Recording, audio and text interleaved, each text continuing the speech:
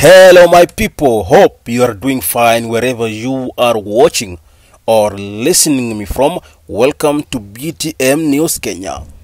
The footage that you are watching and I will play later for you is of a Jewish legislator via Channel 7 had saying that there should be no single Gazan left at the end of the war.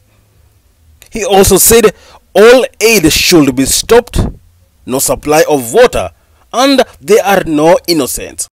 And of course, since the Israel-Hamas war began on October 2023, almost 84,000 people died, more than 50,000 being children.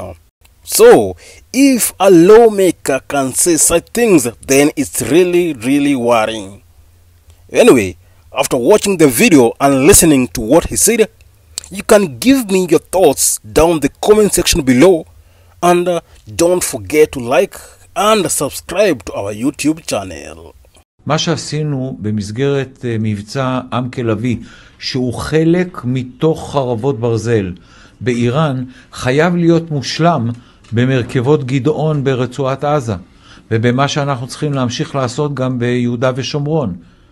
אלה משימות שאם לא נסיים אותם, לא הכרענו את האויב הנאצי. ככה אני מסתכל על זה.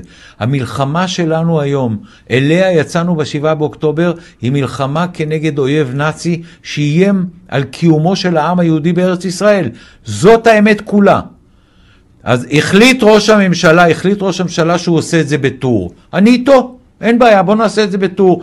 חיסלת את חיזבאללה, פגעת עכשיו קשות, אולי אפילו מעבר לזה באיראן, עכשיו הגיעה העת לטפל ברצועת עזה. איך עושים את זה?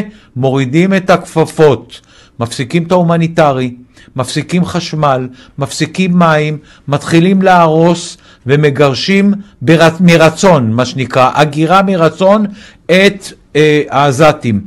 אין שם בלתי מעורבים, אין שם תמימים, אין שם לא אשמים, כולם מבחינתי חמאסניקים. רצועת עזה בסיום המלחמה צריכות להיות בה שתי תמונות. האחת, אין אף עזתי, וכל ה50 חטופים שלנו, 49 חטופים.